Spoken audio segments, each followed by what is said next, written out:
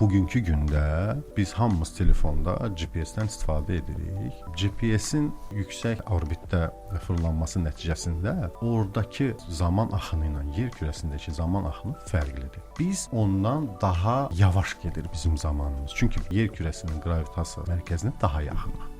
Ona görə də GPS peyklərində daimi hər gün saatı düzəliş edirlər. Çünki o düzəliş olunmasa 1 millisaniyə belə yer kürəsində onun göstəricisine bir neçə kilometr fərq verə bilər.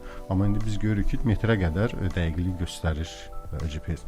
O da həmin nisbilik nəzəriyyəsi nəticəsindədir. Yəni onlar yer kürəsindən uzaqlaşdıqda biz o peyk üçün daha yavaşlayırıq. Çünki biz qravitasiya sahəsinin nəticəsində bizim zamanımız fərqli gedir. Ona görə bizi üçünsə onun zamanı daha çox tez gedir.